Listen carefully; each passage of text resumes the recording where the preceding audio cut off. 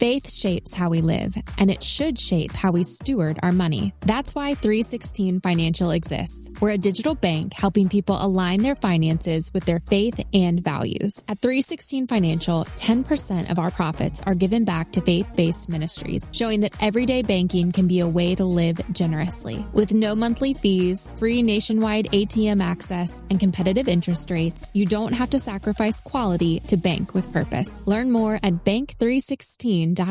Banking services provided by 316 Financial, a division of Primis Bank, member FDIC. The world is becoming increasingly proficient at telling stories that deny God. As such, we need Thinking Christian to become as natural as breathing. Welcome to the Thinking Christian podcast. I'm Dr. James Spencer. Through calm, thoughtful, theological discussions, Thinking Christian highlights the ways God is working in the world and questions the underlying social, cultural, and political assumptions that hinder Christians from becoming more like Christ. Now, on to today's episode of Thinking Christian. Hey everyone, welcome to this episode of Thinking Christian. I'm Dr. James Spencer, and I am joined today by Dr. Gary Edward Schnittjer. I'm pretty sure I got that right. You all know how you all know how I am things. He is a distinguished professor of Old Testament at the School of Divinity at Cairn University. And he's also got a Substack at carpentersstudent.com. That's carpenters with ends with an S, and then student begins with an S. So there's two S's in the middle there. Those links will be in the show notes. So if you wanted to check out the rest of his work, you can go there. But today we're going to be discussing an article that he recently published in the Journal of the Evangelical Theological Society. And it's on a pretty important topic from my perspective, repairing Torah, James W. Watts, and Moses as mediator of immoral instructions. So we're going to have a conversation about the immoral instructions of the Torah. And Gary, welcome to the program. Thanks very much for being here. Well, welcome. And thanks for having me, but already have to say a thing. Immoral is in quotes. Yes, immoral is in quotes. Yes, immoral is in quotes. That'll become clear as we have the conversation. So, yeah. So give me just a sense of, so I'm back and just, you and I have never really met. We didn't have a ton of time to talk before the interview, but I'm an Old Testament guy too. I did my PhD in theological studies, Old Testament at TEDS. And so this article kind of drew me in early. I wasn't as familiar with Watts's work, and so I really appreciated your review of it. But what drew you into this topic? What makes it sort of relevant to you? And do you see it as something that is sort of eking into Old Testament studies as a whole? So for the last part, absolutely, yes, this is very much a problem in Old Testament studies. But no, I've known of Watts' scholarship since the late 1990s, and I've followed him. He's a very sober, careful, good scholar. And I wasn't looking for anything with him. I think about 5 years ago, thereabouts, I turned in an article to JSOT. And it's always the thing, you work really hard to make your word count, and then they tell you, add all these 10 things. And so I was adding all the things. And one of the things they said is, James Watts has a commentary on Leviticus 1 through 10. And so I wasn't aware of it, so I got it. It was great, really great. I mean, I had used it from the library because it was so expensive. But then, anyway, that article got published. But when I saw his new volume 2 coming out of the commentary, very expensive, but I said, I have to have it. So I splurged when my wife wasn't watching. And when I got it, I was looking at it, and I just couldn't believe what I was reading.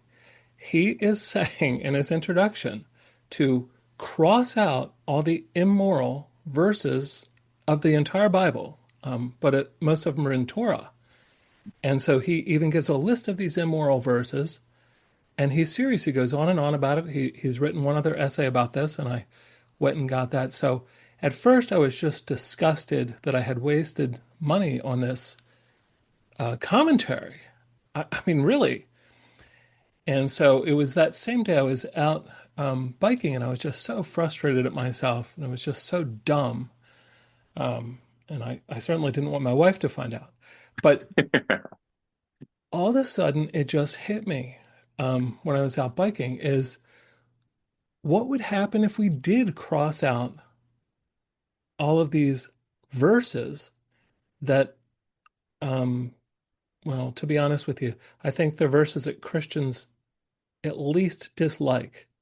And I think probably many Christians hate them. Now, nobody says that, but I think what I realized is Watts probably is tapping into something here because these are the verses Christians are embarrassed about because Yeah. Christians worry maybe they are immoral.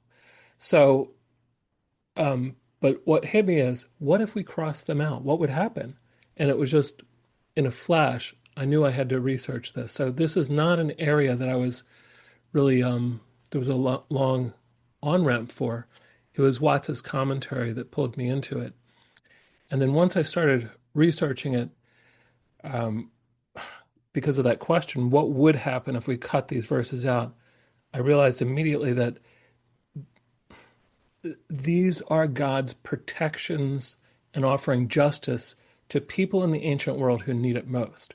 And so we can't just cut these verses out of the Bible without ruining.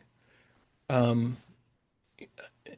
short, if we cut these verses out of the Bible, it empowers male predators and it puts everyone else at risk, simply put. Yeah. So let's clarify Watts's position for listeners, just so they have a good understanding of it. Basically, and I'll kind of throw my summary out there, and then you can Sure. critique it a little bit. But basically, there are these passages in the Old Testament that are related to things like um, rape, homosexuality. And I think there were a couple of slavery ones in there. These kind of laws, as you rightly, I think, state, Christians are really uncomfortable with them. They don't like when they're reading through the Old Testament. These are the passages you get to, and you're like, oh, wow, I kind of wish that wasn't there. I'd really like to skip over this, right? Sure. And so what he's saying is, listen, they don't have to be there. Let's just cross them out. He's advocating for Bible translators even to leave them out, or at least cross them out. And really doing some editorial work on the Old Testament to bring it up to the moral standards of modern day. Is that a fair characterization, or what would you add to that? Yeah, I mean that is fair. New Testament too. He gives a list of all the verses that he considers immoral. Gotcha. Now, luckily, he's a strong specialist in the Torah because there's a lot of verses you and I might want to add to his list. Yeah. He missed some good ones, but he does not cross out any narratives. So, for example, the narrative account of the destruction of Sodom and Gomorrah, he doesn't cross out none of that because he doesn't want to be a hypocrite. That is, he wants to only cut out the norms where there's an authoritative teaching to do something that he considers immoral.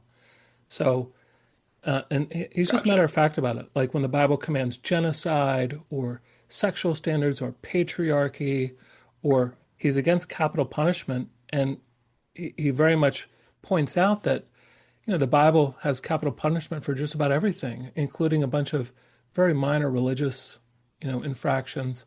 And so all of this is immoral. And so he thinks it's wrong. Now, part of one thing to put in here that'll help listeners just a little how to come to this. Watts does say very clearly that meaning has to be understood in context. Yeah. What's different is his view of context. So he used to have a normal view of context. By normal, I mean ancient biblical literary context.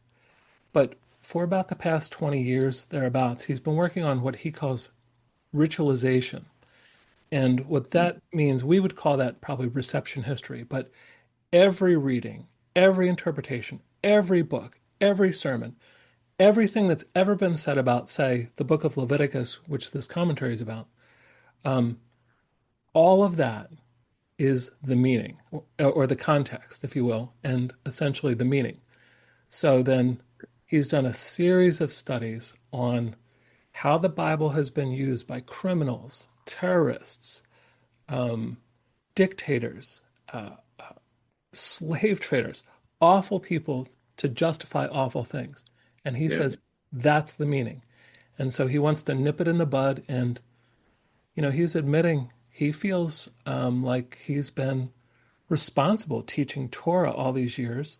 He's part of the problem. And so he wants us to essentially cancel the immoral teachings of Scripture by getting all scholars to cross them out and getting Bible publishers to put strike-through text, cross them out. He doesn't want to delete them because we need to learn from past mistakes.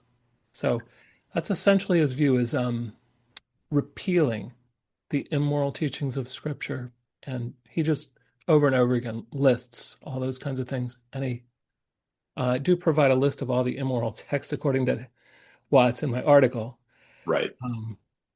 In the whole Bible. It's so that understanding of context is really, I think, helpful. I find it really difficult to hold, given. I mean, I just had a gentleman named Dan Hawk on. He's written a book on American history, and to some extent the use of the Joshua narrative to justify certain nationalistic tendencies and conquest narratives and those kind of things.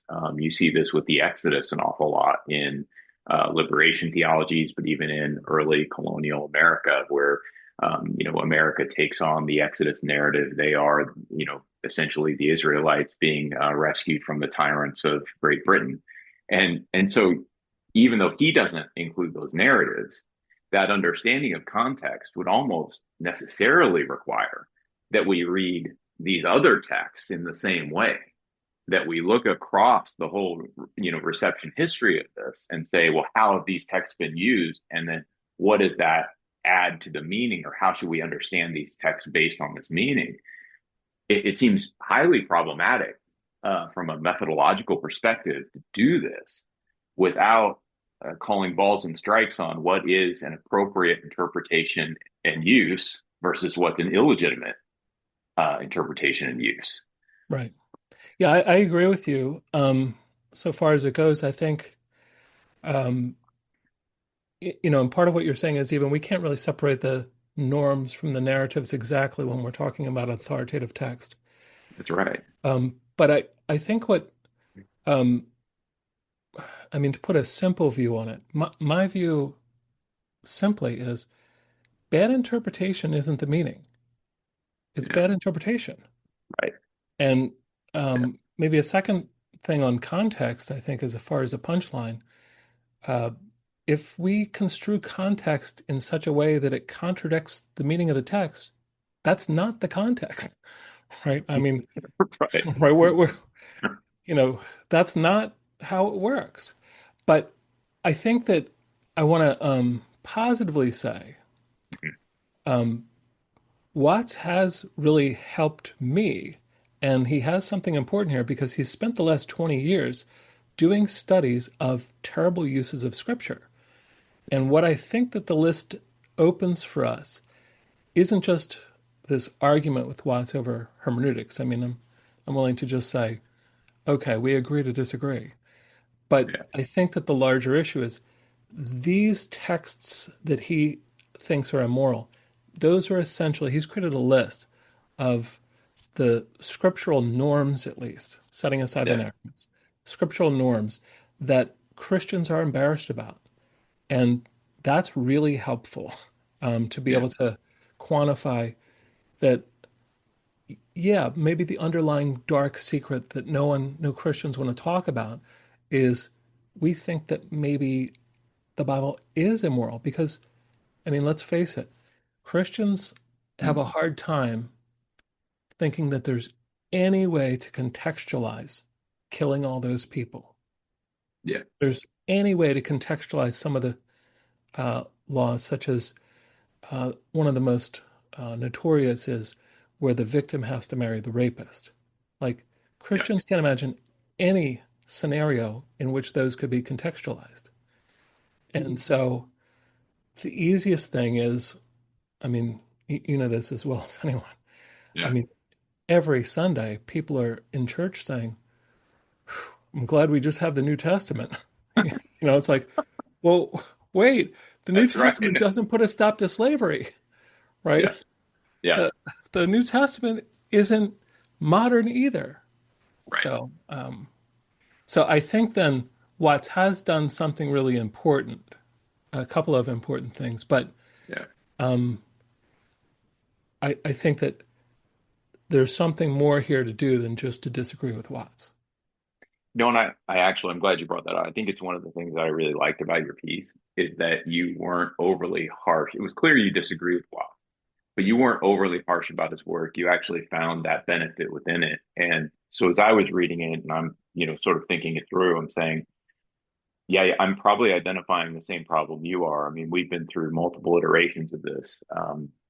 Andy Stanley's work Right. kind of was a more popular version of this. Obviously, more ancient. You had Marcion and saying, let's get Sure. rid of the portions that we don't like of this, right? Right, And right. so this is sort of a cyclical thing that tends to come up Yes. where we're just having a hard time dealing with these specific passages. And so when I did a little more reading on Watts's position, I kind of sit back and I'm like, he's trying to solve a problem. I don't think he's trying to solve the problem in the right way, but I think he's identifying the problem correctly. I think there has to be a better way to do that. And I think your article sort of points toward one reason why we can't solve the problem in the way that he's suggesting.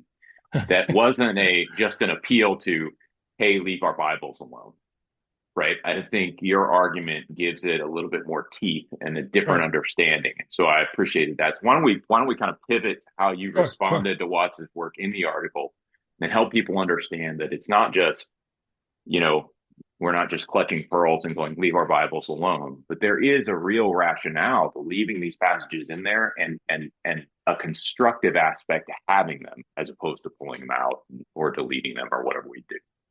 Yeah, and I think that, that's really the big thing, is crossing them out is entirely the wrong way to go. I use the expression, collateral damage, right? Yes. So when we start crossing things out of the Bible, there's collateral damage. And Watts doesn't see this in personal correspondence I've had with him. He's like, well, no, this doesn't put ancient people in danger. But the way we interpret the Bible normally, almost everyone, we're interpreting it in its ancient context. And if the Bible no longer said, you know, hey, we need to protect the most vulnerable folks in our society, like slaves, then all of a sudden we have a Bible that is, and I use this term at the beginning, empowering predatorial males. It's unleashing them. Today, that's the problem is I'm not worried about the ancient world either. I'm Right. worried about how the Bible functions for practicing Christians today. Because, we're walking in circles of people that actually go to church and read the Bible and trust the Lord. And so in those circles, it matters how we interpret it and what the Bible actually says. Yeah. And I think that sense, I mean, you mentioned Andy Stanley, and there's others who Yeah. strongly prefer the New Testament and talk about almost how the Old Testament is neutered practically, That's you right. know, by how it's treated. That is also just as dangerous. And you might have done better than me, but when I looked at um, Watts's list, I thought about, he's worried about the other side than me. He feels like we're responsible, and look what I've been promoting for the past, 30 years of my career. Yeah. I'm looking at his list saying, once I realized these teachings are God protecting the most vulnerable people, and I've been skipping over them because they're hard. Mm. I've been Yeah. teaching that, covenants, and I've been teaching the redemption, and I haven't spent the time in my seminary classes on the most difficult texts. And so I realized I'm part of the problem, not because I've been teaching those texts, but because I haven't been. Yeah. And so I need to start emphasizing these texts because we kind of have Watts is crossing out what are essentially um, non-functioning laws. Right? Yeah. I mean, nobody's preaching on these passages. I don't want to say Right. nobody, but um, And then, anyway, there's more to it, but that's kind of, I think, part Yeah. of the rub. Do you think this? So, my dissertation supervisor was Dick Averbeck. He wrote a book Oh, wow. on the Old Testament law for the New Testament church. I don't think that's exactly the name of it, but in there he argues something about the law, that the law is good, weak, and unified all at the same time. And he essentially Mm. makes what I think is a helpful. He helpfully frames the law and says basically there's a point where he talks about, look, the law isn't always about instituting the ideal. Sometimes the law is about managing the unideal. And I think we Mhm. see this in Jesus's teaching when he's going back and forth with the Pharisees on divorce. Mhm. Moses's command to give a certificate of divorce, Jesus roots in the hardness of man's heart, not in the ideal situation that he paints in, Genesis 2, where man and woman become one flesh. And so here the law is sort of holding back the evil that might be done were that evil not restrained. And so I guess my broader question is, do you think that part of what Watts is struggling with is this sense that when you read the law in the Old Testament, that you're looking at this as the law is constituting the ideal in society, as opposed to dealing with the inideal of society and trying to curtail the sort of problems that would arise if there are no implications for curtailing the behavior. Does that make sense? It started with a knock at the door of a small clinic. A grandmother stood there holding her grandson. He was burning with fever. The nearest hospital was hours away, and she had no way to get there. Through This Moment Matters, a ministry of Global Ministries and UMCOR, that clinic had medicine. It had trained staff. It had hope. The boy received treatment that day. The grandmother left with tears in her eyes and relief in her heart. This is what happens when the church refuses to look away. When we decide that every life carries sacred worth. Your gift today helps strengthen health systems, support migrants, fight hunger, and build peace in communities under strain. Visit giveumcmission.org/future and be part of the story God is still writing, because this moment matters. I'm Christy Graham, host of On the Ground with Samaritan's Purse, and I recently interviewed one of our pilots whose plane was hijacked in Africa. I encouraged myself with that reality, that at some point this is going to end in 2 hours. It'll end good if I'm on the ground somewhere walking around with the testimony. It'll end great if he pulls the trigger. For me, it will end great. That day, Jim experienced the power of prayer and witnessed just how mighty the name of Jesus is. If you want to hear this full story, tune in at samaritanspurse.org/listen. Yeah, I think I'm very sympathetic, and I would hold to a view something like Dick Averbeck's view that you just described. I think that, we're kindred spirits in that sense. I think that Watts isn't parsing this out. He thinks this is immoral, and we're flat out wrong. immoral. Yeah. But I think that your question really is one more that is important for Christians who wonder, for example, why God wouldn't say that slavery is wrong. Right. Now, you and I would be the first people to say, no, the Bible never promotes slavery. Yeah. But the Bible offers regulations to protect slaves and to promote righteous living within the ancient Near East, where slavery is extremely prevalent, and in the New Testament, within the Roman Empire, where slavery is terrible and completely pervasive. And Christians, though, the kind of people we teach and that Dick teaches, wonder, well, why couldn't just God say that? But I didn't fully realize this until I started doing this research for this article and for a book that's coming out behind it now. There is no such thing as abolition of slavery in the ancient world. I mean, no such thing. Right. Every culture has prevalent slavery, and all the evidence that we have, and people have really, who are specialists, have dug into this, and I've read the dissertations and so on. Slaves who do get their freedom have made it when they own their own slaves.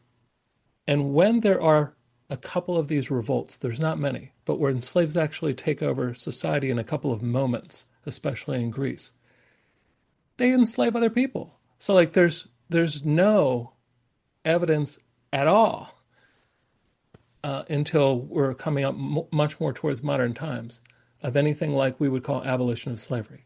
So to put it in simple terms, the people in the ancient world wouldn't even understand, well, put it even in simpler terms, God's not, Yahweh is not a modern American, and he's not giving teachings to modern Americans.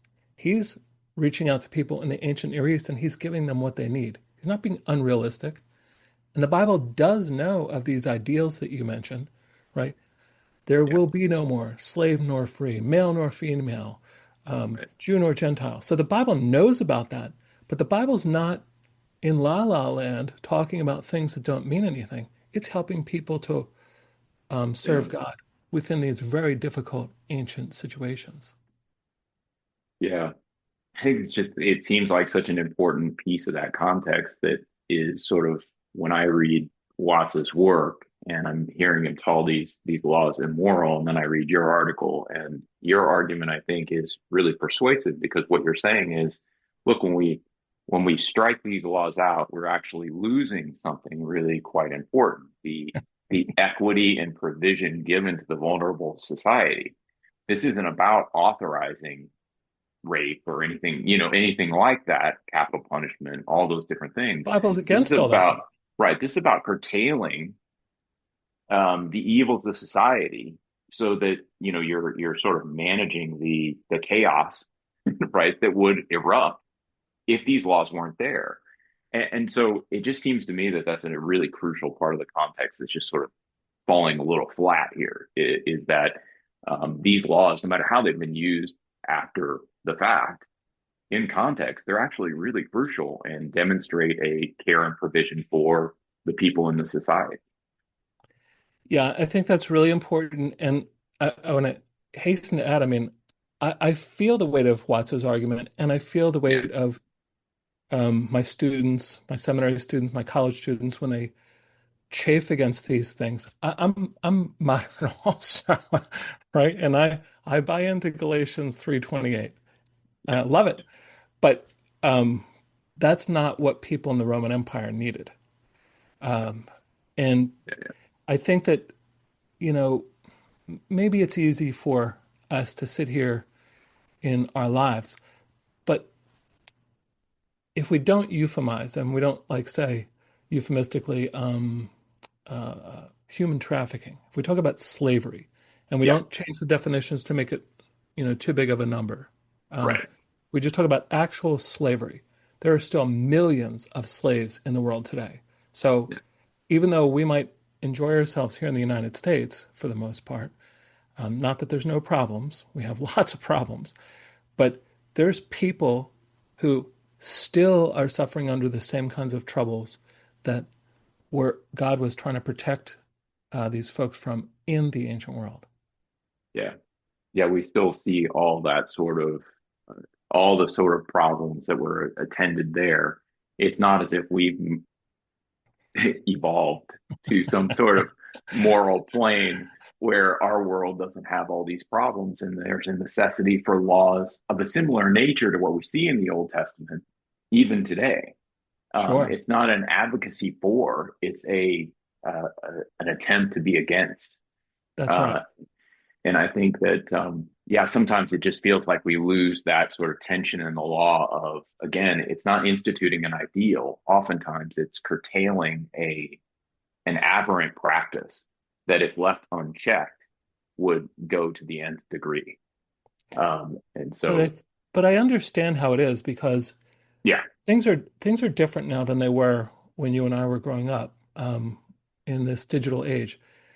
People that come to church, and all of us, we get that the world gets to scream at us in a way that it hasn't before, and that's right.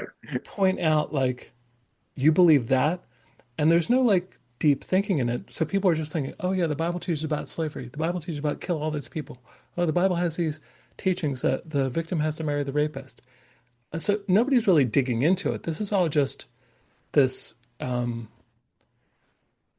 don't know, this fear, this dread that, that you can have an evangelical pastor that you mentioned down in Atlanta, at a large multi-site church, just like, what would help the gospel if we unhitched the old covenant? I tell you what, thou shalt not obey the Ten Commandments. It's like, wait, that's not a Christian view. Right. So, I mean, that's what's really frightening to me, is that Watts is saying something that a lot of people would really like to do, right? Yeah. Well, there's some verses I don't like. When I think part of it is, I've read, I'm sure you have too, in the course of your study, you've read treatments of this that are deeply scholarly and sort of stay in that real, like, geeky Hebrew, technical journal sort of sense. Sure. And I don't think we're bridging some of that out to people to help them understand and give them frameworks for understanding and even combating some of these arguments. This issue really came up to me. I had the gentleman who sings the lead for Remedy Drive on, and he does a lot of work with human trafficking. And he made the comment about the Old Testament text on slavery and how could the Bible endorse slavery. He's asking these questions on the podcast, and I'm kind of sitting here like, I don't know. Like, I've never really had a robust, I've just never done the work. So I could give him the pat answers, right? Sure. But the pat answers don't really work anymore. And I think there has to be this sort of depth of engagement, like you're discussing, like, let's get into these texts deeply. But then we've also got to disseminate that depth at a level where people can understand what's going on. And again, that's part of what drew me to your article, because I think what you're doing is this sort of collateral damage is an easy notion to understand. Yeah. It makes intuitive sense. If you take a few lines out of a movie, that scene doesn't work anymore, right? Like, we've all seen the new endings that they put on these movies, and we say, "No, you ruined my movie." That wasn't it, right? You recut the trailers, that kind of thing, and so I just think there's something intuitive about the way you're arguing it that could make sense to people on a broader level. Like, there is collateral damage. Anything you remove out of these texts has implications, right? And it isn't just that we get to cross them out and ignore them and then think the Bible has the same meaning as a whole. Right. What you end up doing is creating a Bible in your own image almost. That's right. As opposed to just letting it stand and be itself and us struggling with it. We're trying to tame it in a way. And I think that's obviously I think that's an unhelpful thing to do. Yeah, and I agree. And Dr. Frankenstein didn't know what was going to happen to his monster, right? He didn't realize what would happen if he created it in his own image. That's right. And that's I think one of the real dangers here. And I think when I did this research, I was invited to do a paper at a conference, and I did, and then that became this article. I had some opportunities, and so I went out and I spoke at a bunch of different places on this. And so I spoke to Christian school teachers, spoke to youth leaders, and had an all-day seminar where I'm speaking to youth leaders. So, I mean, we could really get our hands dirty, this full-day seminar. And my one of my friends, who was hosting it, he's been in youth ministry for like 40 years. He says, you need to write a book about this that people can use with their young people at church. Yeah. And I'm thinking, like, no, I'm a scholar.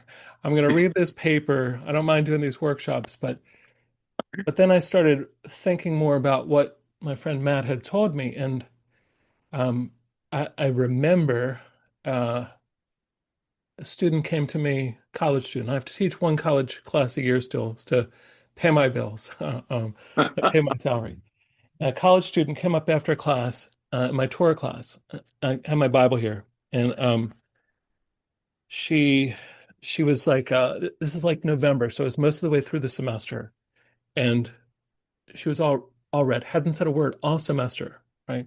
And so she reads me this. She says, I want to read you this passage. This is from Exodus 21.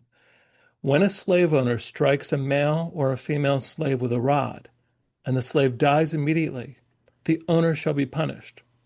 But if the slave survives a day or two, there will be no punishment, for the slave is the owner's property. She said, how am I supposed to believe in a God like that? Yeah. Now, this is like 5 years ago. And so I didn't miss a beat. So this is before I knew anything about Watts. Yeah. I say to her, well, what would the ancient slaves in Israel do if that law wasn't in the Bible? And so she's just like looking at me. Well, what do you mean? I said, can you imagine how awful it would be if God wasn't there to protect these ancient slaves from being beaten to death? I said, we need to look at it more. I said, you may not like God's solution, but God's there doing something to protect people that are in a really bad situation. And I think because, I mean, you admitted pat answers. Yeah. I didn't realize at the time, once I've gotten into this and looked at it more, the punishment there is the death penalty. Like, so you kill your slave, no problem. I mean, read the context. It's like death, death, death, death. And then the law right before this is if somebody beat in a fight injures another free citizen, it's similar to the slave who's not dead, but the slave who's beaten to death, that master has to face capital punishment. Yeah. So it's, you know, this is a practical, but it's not, the point here isn't practical. This is a moral way to deal with a context where slave is ubiquitous. I mean, it's everywhere in the ancient world. Yeah. And these people need help. So anyway, to make a long story short, I did ask my academic editor about a book, but a popular book, or not, I don't want to say the word popular to be misunderstood, an accessible book. Right, a more accessible, yeah. And so I normally write academic textbooks and reference works. So she handed me off to a different editor, one that deals with this sort of thing. So I did get contracted for this. And so about a year from now, a popular level book I will do this. And just going back with what you said, one of the conferences I did for Christian school teachers, and that was just a short workshop. So it was focused just on the ancient rape laws.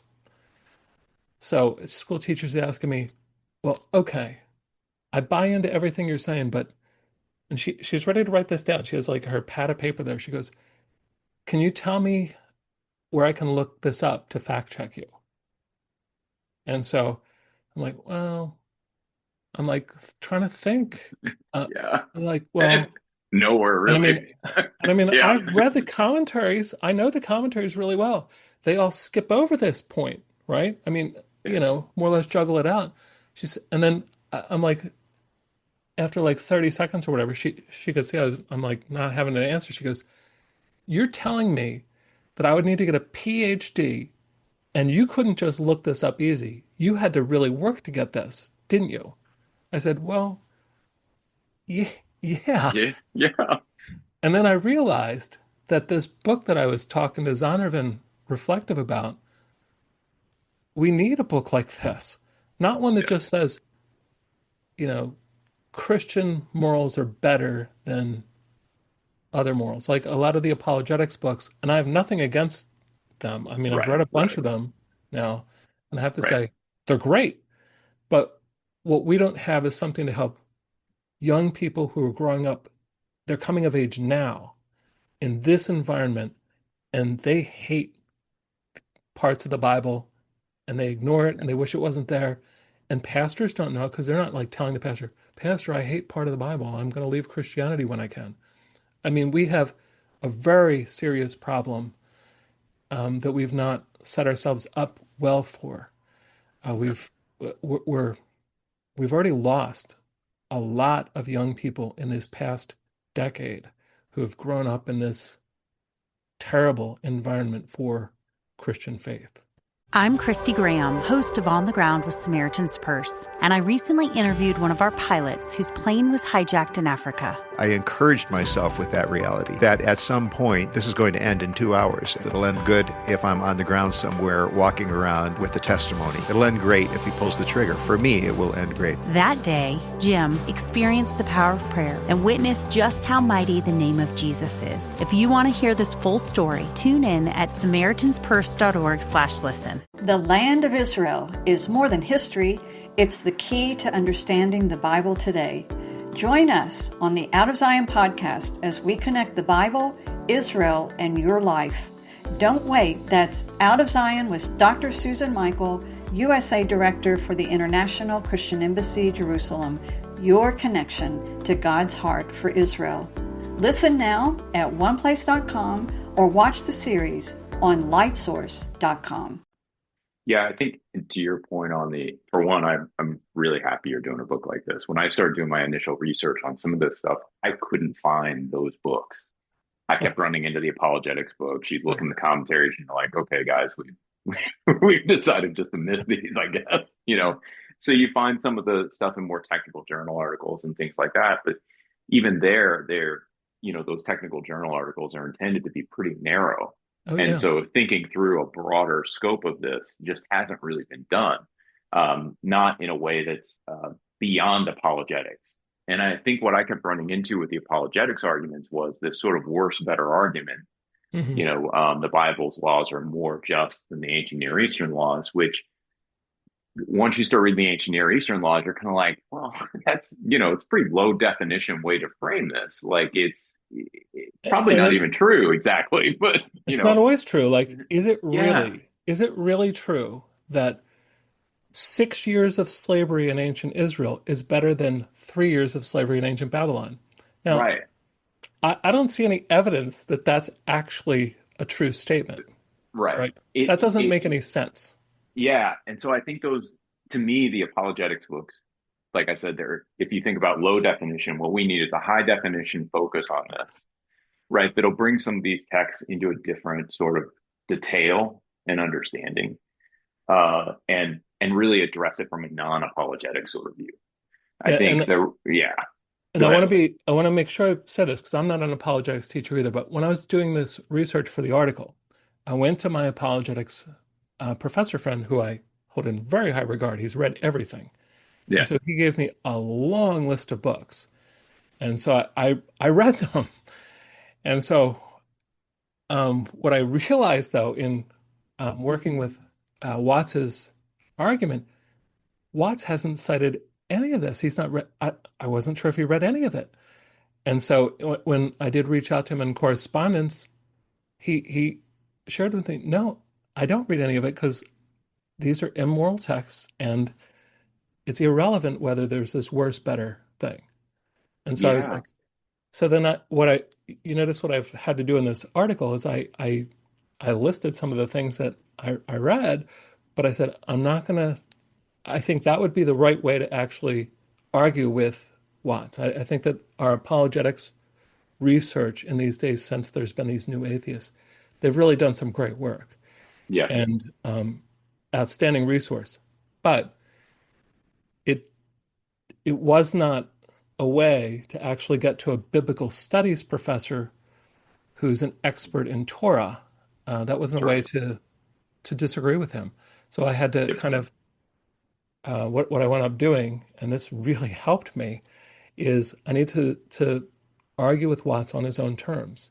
Yeah. So I took the theory that he's been promoting for almost a quarter of a century, his view of persuasion, and I critiqued Watts's argument based on his approach to ancient persuasion.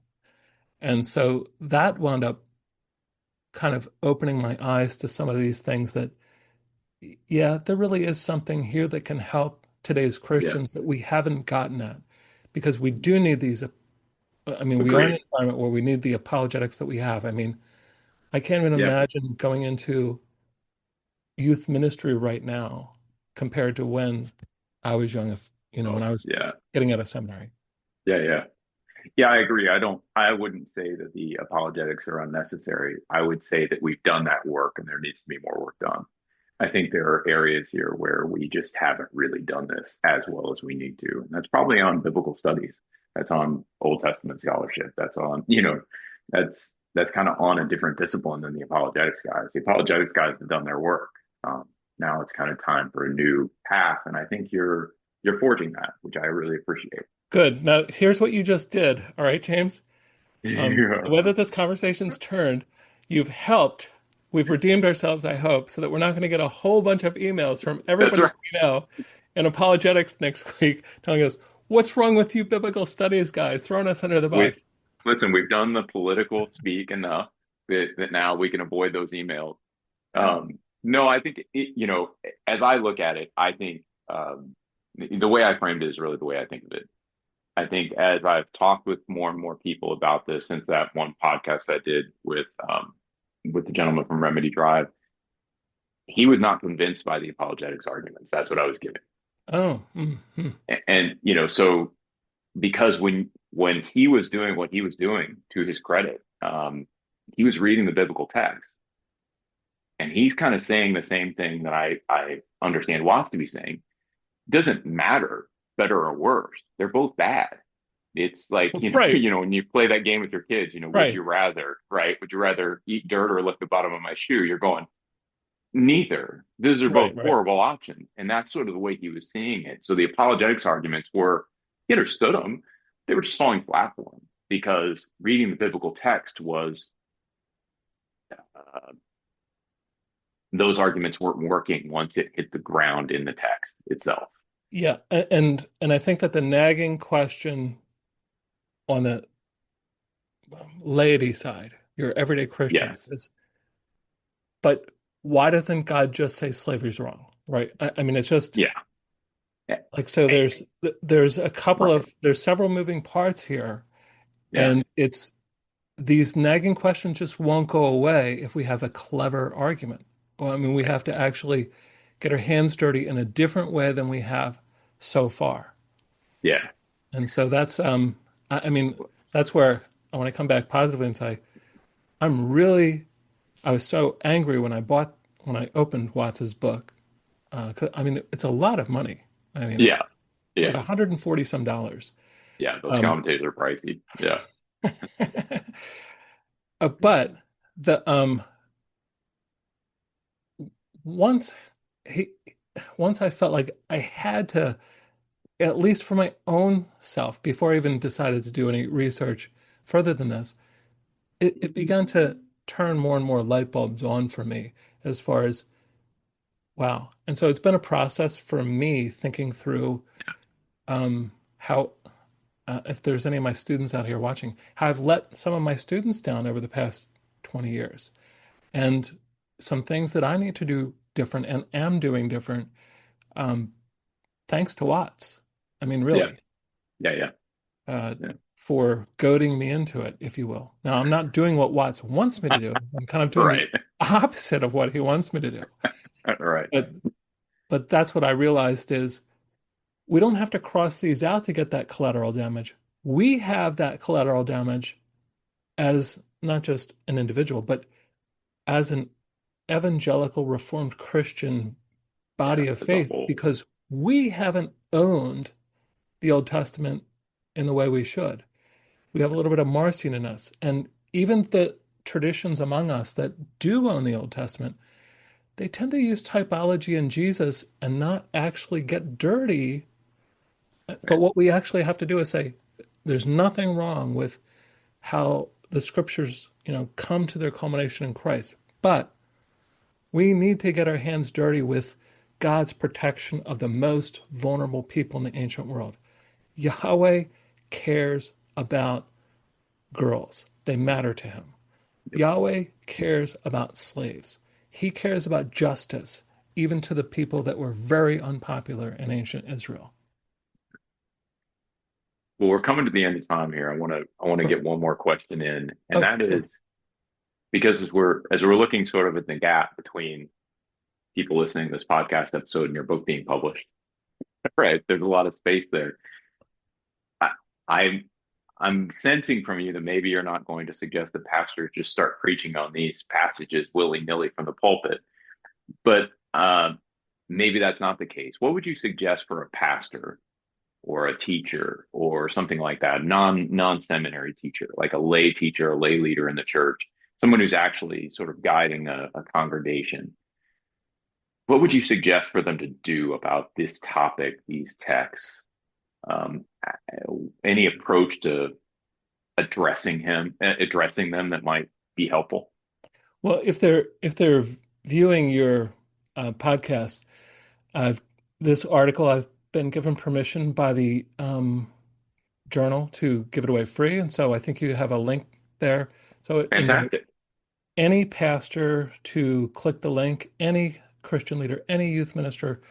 I know that articles are kind of a drag to read, but these, this is really important. And I want to say that what I was happily surprised by is I kind of made this whole push for, reaching people in church with this. And I said, we really need videos to go with this book. And so and all my other projects that Zondervan has shot videos, they charge a fortune for them on the side. But this is a true story. This book is that I'm working on called Resurrecting the Bible of Jesus. Zondervan Reflective is giving the videos away with the book. So like when somebody buys a book, there's no like extra $1 million you have to spend for the videos. It's with the book. So that's great. The idea then, I'm hopeful that folks will, take the time to read it, but then teach a class on it, get the elders on board.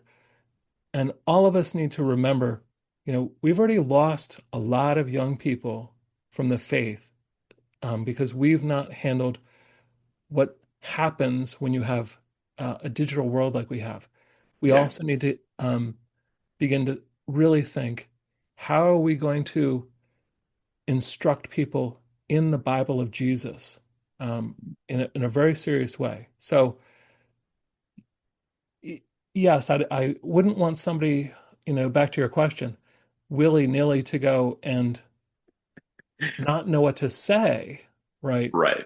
To have to read these texts, because our literature really, I had to do a lot of work in ancient Near Eastern texts and things like this, that it's not the normal path to like the textbooks and reference books I've written. It was a different path than that. Yeah. So anyway, I would encourage people, let's stop brushing these things under the carpet. Let's get them out, because we are creating collateral damage when we ignore these teachings that we need to teach. But very good. Yeah. Like you said, we need help, and not all of us can do what you did and get your PhD with Dick Averbeck, right? But like anybody that can, buy a pie and spend a couple hours with Dick, that would be a well spent afternoon. Be awesome. Yeah. Yeah. That's a good afternoon. It is a good afternoon. I agree. I think that overall, I really appreciate the work you're doing here. I think it's great that they're making the article available. We will have the link to that in the show notes, and we'll make this as accessible as possible, because I guess my encouragement would just be to folks, like, even if you don't preach on these texts next Sunday, right? Even if you don't teach on these texts next Sunday, there's no reason for you not to be looking at these texts and thinking about these texts and actually trying to study them for yourself so you have a better understanding of it. I think that's the best place for folks to start. I know that was a good place for me to start. Me too. Yeah. I wasn't ready for it. I teach Torah for a living every semester. Yeah. That's what I do. Yeah. And I needed to say, whoa, I need to help my students in a way that I haven't helped them so far. Yeah. Well, I'm excited about this work. Hopefully you'll come back on when your book comes out. We can have another conversation about it. I'd love to do that. My pleasure, James. I'm really glad that you asked me, and I couldn't believe it. Maybe you do this all the time because you're a podcaster, but I'm like, I get asked to do podcasts for my books, but like a podcast on an academic article? Whoa! So I'm thrilled because it's an important thing. This is the first one I've done. So just so you know, it's the first one I've done. I thought it went really well. And it's my I won't call it my New Year's resolution, but this year, 2026, what we're really trying to do is have folks like you on who've written more technical articles and talk through those so that we can start bridging the gap between academics and lay ministry. I think a lot of times these articles, you hear all the time, humanities articles get cited, you're like only 2% get cited or some ridiculous number like that. Right. And so I think there's a lot of wealth of good work in the articles that come out, particularly in JETS, Trinity Journal, some of those other, sort of standard journals that academics are aware of.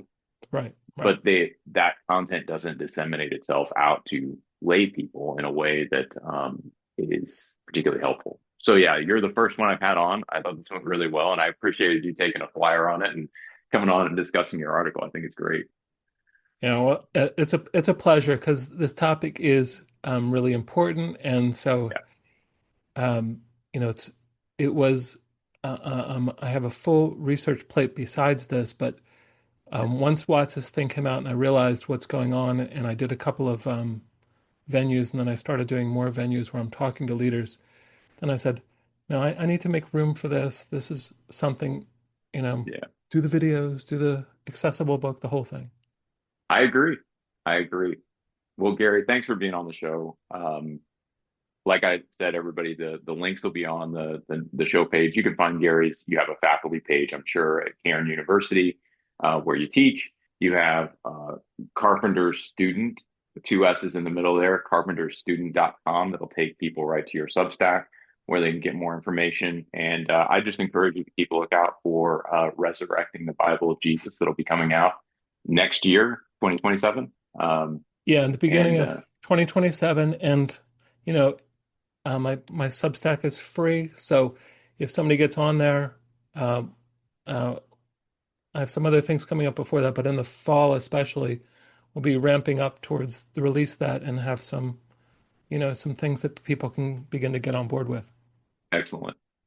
Well, check the show notes on this one probably more importantly than a lot of the other episodes where I just have a book link. This one's going to have multiple places where you can get more information on this topic. So I just encourage everybody to check the show notes, click through on those links, find the articles, start getting into this subject. It's an important one. And I know I'm kind of an Old Testament geek. And so, coming from me, that maybe that colors this a little bit. But I really think this is just a biblical studies issue. And so if you're interested in understanding the Bible better, this is an issue you really need to dig into. So we'll leave it there. Again, thank you, Gary, for being on the show. And we'll catch everybody on the next episode of Thinking Christian. Take care. Just want to take a second to thank the team at Life Audio for their partnership with us on the Thinking Christian podcast. If you go to lifeaudio.com, you'll find dozens of other faith-centered podcasts in their network. They've got shows about prayer, Bible study, parenting, and more. Looking for a simple way to stay rooted in God's Word every day? The Daily Bible Devotion app by Salem Media gives you morning and evening devotionals designed to encourage, inspire, and keep you connected with Scripture. Plus, you'll enjoy daily Bible trivia and humor, a fun way to learn and share a smile while growing in your faith. Get the Daily Bible Devotion app for free on both iOS and Android. Start and end your day with God's Word. Search for the Daily Bible Devotion app in the App Store or Google Play Store and download it today.